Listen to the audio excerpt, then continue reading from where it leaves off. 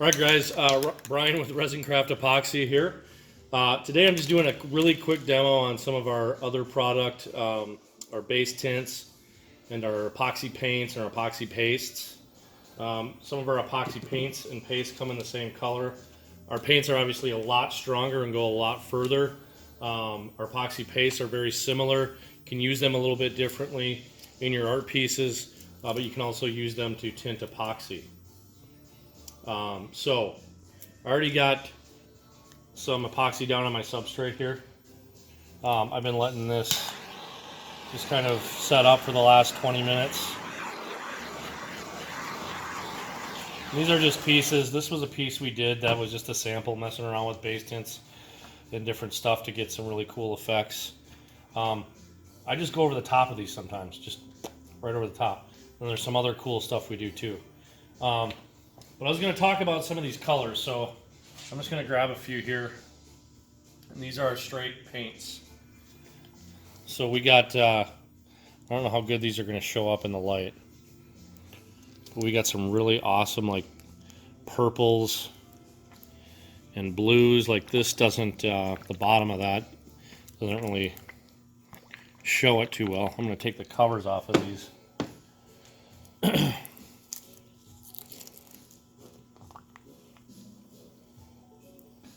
And you're going to get some really wild looking stuff here.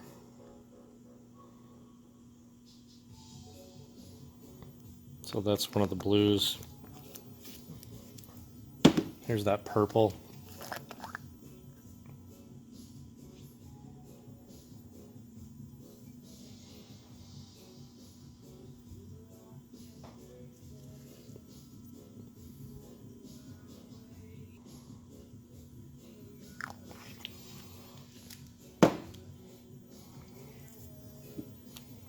This one's more like a teal.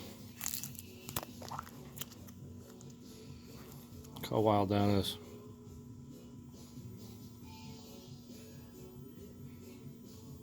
Doesn't really want to focus. You get the idea. I'm going to be using these in the in some of the pours here.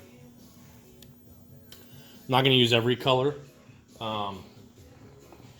I'll probably do a video with all the color demos, but we got like reds, and this is actually a forest color. Some more blues. My Toxic Mess green. So we're going to be using these paints in the design. And then again too, we got like we've got the epoxy pastes in the same colors. So these have a little bit less mileage than the paints, but they're a little bit more, you know, you can use them a little bit differently. You can add them right in and do some cool stuff with these as well. A little bit cheaper as well. And then we got our base tints up here. So the base tint colors on the side, like these markings here, aren't always going to be representative of what's in the bottle. From a color standpoint, it's just basically a reference.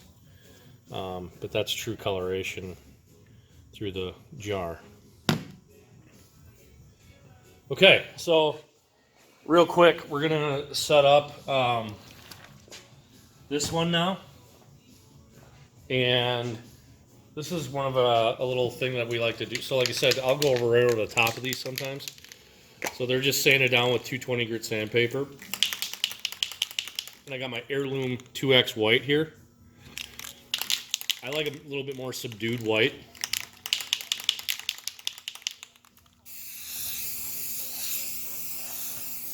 I'm just going heavy right on top of it. What we're going to do is just immediately come on top of it with our epoxy. See how clear that came out? Well, I mixed this up in a video before, but you know, our hardener has a little bit darker look to it. Once you mix this up, it's crystal clear. And we just rub that right in. And you'll see that reaction that's starting to happen right as you pour that in. And my epoxy is a little warm because I left it sit in the pot a little too long. Just make sure if you are leaving it in the pot, no more than 10 minutes in the pot by itself. Got to get it on the substrate at some point. So leave it set up in your pot for about 10 minutes and then set it up on your substrate or whatever else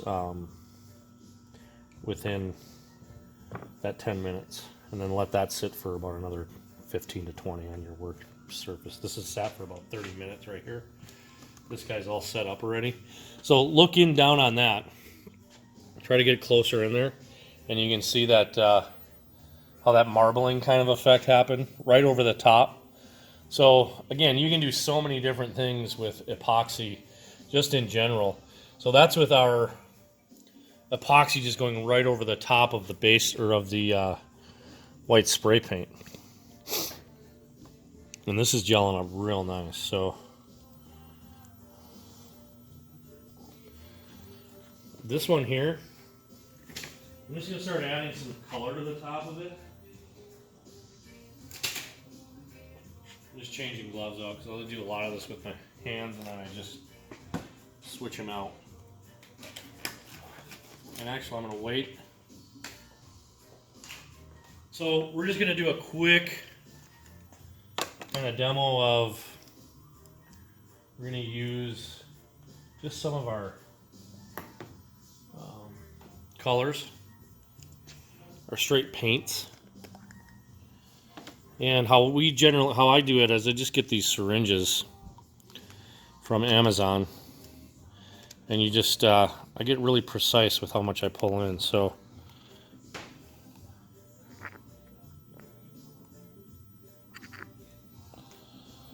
that's about 5 milliliters.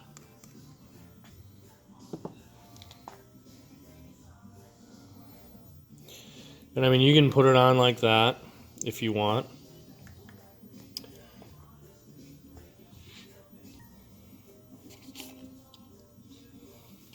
So you can see how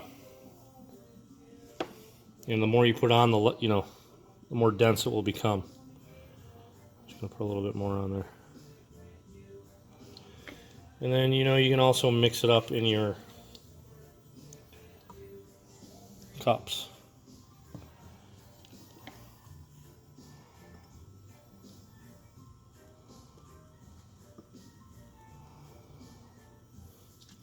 And that's a lot going in.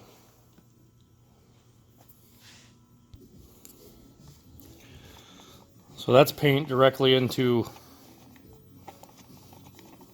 a cup. Probably another 5 milliliters. Like I said, you don't even need to start with that much. Just do halvesies, then work your way up. Look how pretty that looks though.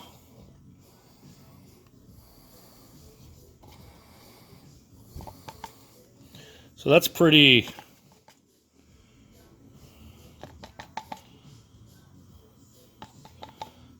thick from the standpoint of not very transparent or translucent.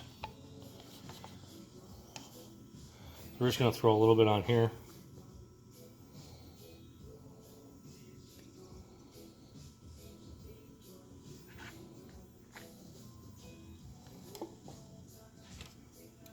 And there's the green, so you can see right away, like some of that lacing and selling in there. That is pretty awesome. So that's with our epoxy paints laid straight over epoxy. You can see now how that's kind of getting a wild effect. I mean, that's just not even doing anything to it. So that's our Toxic Mess green.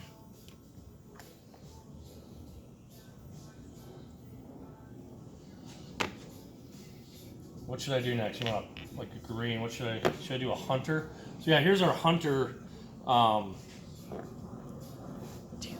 This is our hunter paint right here, which is our hunter green epoxy paint. Sorry.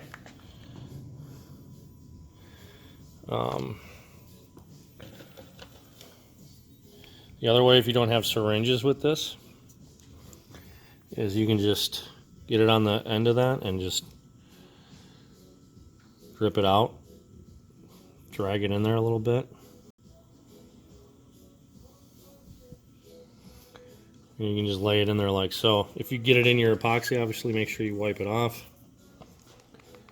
You can see how those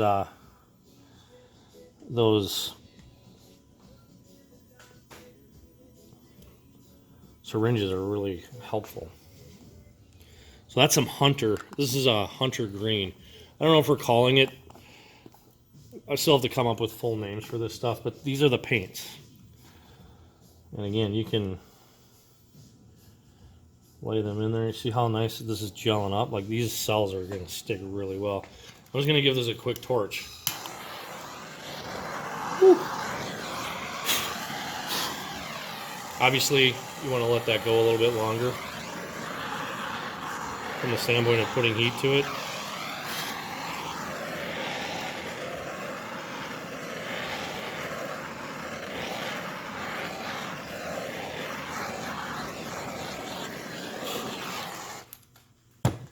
We'll put some gloves on.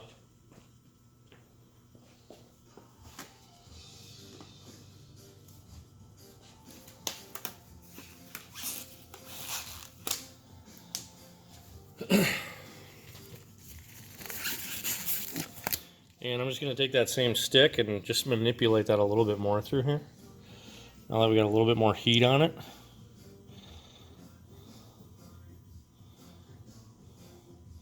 You see, if you don't, see how that surface is gelling up real nice already? This one I let it go a little bit too long. This one I would let it go about 30 minutes. So ideally it's about 15-20 minutes before you start getting in there and start messing around with your looks. You obviously go too long, then you got too much gel time, and then your looks, your looks will really stay from here, but you know what I mean? It'll just kind of play with it a little bit, get that fine line, because what you really are going for is that finalized look you want, right? So I'm gonna hit that with the torch a little bit more. The problem is obviously you hit it with the torch a little bit more as it gets down deeper into the cure. It becomes, you're activating it to keep the look even better. So look how cool that, like that Hunter, it almost looks like a black, but like look at all that going on up there. Like up here.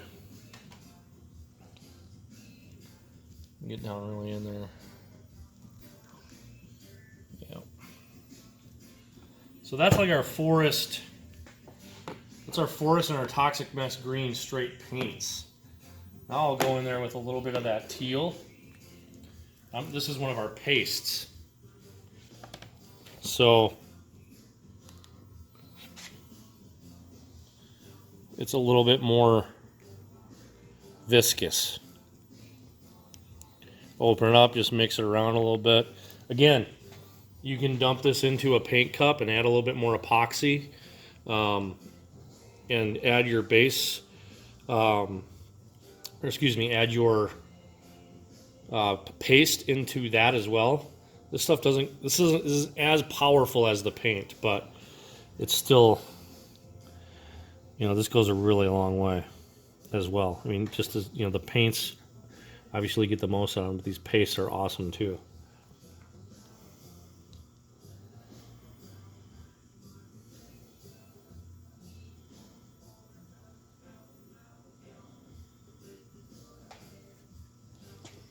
So we're just going to give it a touch of that. It's like a little kiss. Okay, and now I'm going to chuck in just a little bit of my base tint up here. I'm going to go with tealish teal, just to go with this other kind of teal. This is a really, really light teal. So same thing, open them up. Let's give it a little mix. So this is straight base. Dude, these base tints are really strong, so you don't need a lot of it. Again, you can break it down into your paints. I got base tint paste available as well. So I'm just going to stick some up here. Again, this goes a long way, so you don't need a ton of it. Again, syringes work perfect for this.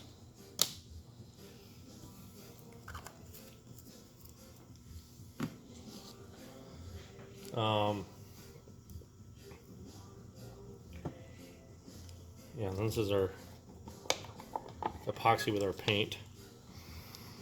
So I'm going to stick this up here.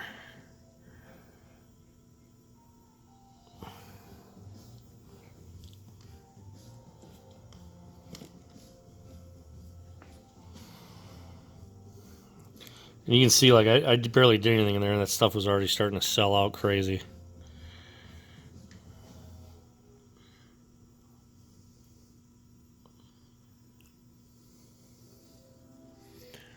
So that's our base tint. I'll even get that a little bit in here mixed in with this. This is our paste. There's our kitty. I don't know if you heard that. Let's give it a little heat blast just to...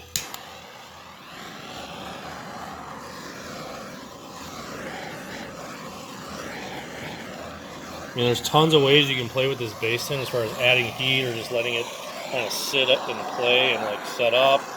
There's a ton of ways you can do it.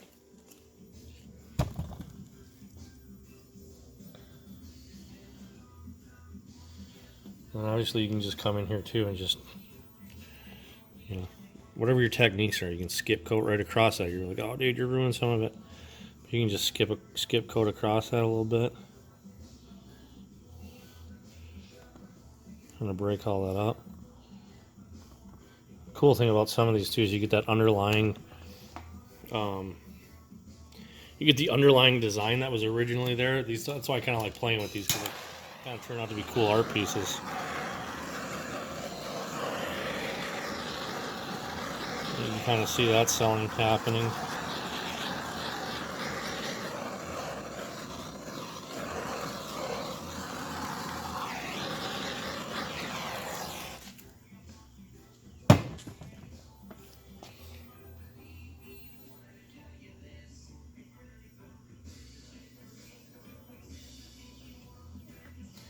Then obviously if you were playing around more with this and trying to be really precise with some of your design work, like now I'm just pulling a little bit more of that paste through, you know, that was left on the stick, and kind of just melding it all a little bit.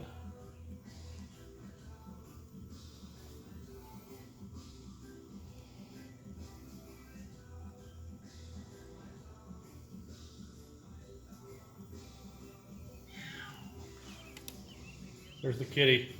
I'm gonna check on the kitty. Hi Zoe. You're okay, honey. We're up in the home shop playing today, so I was gonna give that one more good torch. There's some air bubbles in there. Get those popped out. And I'm just gonna leave that one. But if you look here, I kind of get down a little bit and get it out.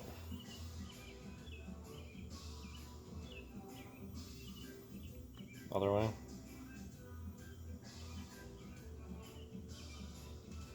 Like this. It's hard to see with the light. I have to get over here.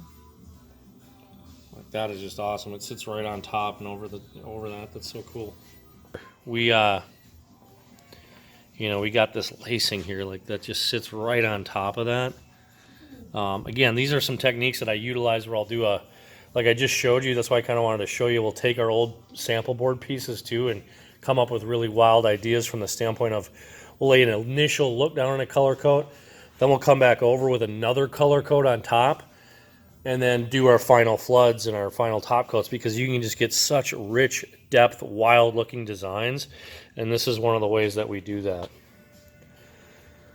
So again, just demonstrating our base tints, our epoxy paints, and our epoxy pastes. We also have epoxy, base tint pastes. So yeah. You know, this one we went a little heavy over the top with everything, so it really washed that white out of the bottom. But on this one, like I said too, you can just see, you know, as you lay those things out, you can go back and look at the video, you'll see how, you know, all that design from that original is popping through. Whoops, kind of focus that. All that is really popping through. Again, like I really, really like this. It's a deep hunter green epoxy paint that we got, and it just is so wicked, especially when you mix it in with like our toxic mess, because that's pretty strong and bright, but then you like getting in there and start subduing it. I love creating like the jade look. That's really kind of been a thing for me, especially with clients that like it really resonated with. They really kind of like some of those looks for certain pieces, and we've done a ton of them. So I really like doing these greens. They really can set something off, especially with the right color scheme in a kitchen, like darker kitchen. And I mean, you do something like this, and it just blows up. It's just amazing how it contrasts off against like maybe dark gray cabinetry up top, and maybe a lighter or a dark gray cabinetry on the bottom, and then this, and then maybe a lighter gray cabinetry on the top with some white subway tile. Thing would just look amazing. So anyways, guys, there it is. All said and done. One of our first videos kind of just showing you our epoxy setup times. Like I said, the ideal is you mix it up, leave it sit in the pot for about 10 minutes. Then start mixing up, like if you're going to mix your cup colors up, start mixing those up. Then, at the same time you're doing that, get the epoxy down on your substrate for your first layer. Again, depending on how and what look you're going for. Once you get that done, let that set up for about another 15 to 20 minutes on the surface, then start going after your looks. And you're going to get stuff that stays a lot better if you kind of follow that, like best practices, at least with using our stuff and with most others too. So anyways, again, thanks for watching, guys. Sorry about some of the rambling. We're just super excited for these releases. Super excited to get some of this stuff in your guys' hands. And we're just going to keep cranking some more YouTube videos and kind of showing you some of this cool stuff, especially with this double layered stuff. It does cost more money, but you get a really, really incredible look. So we'll see you.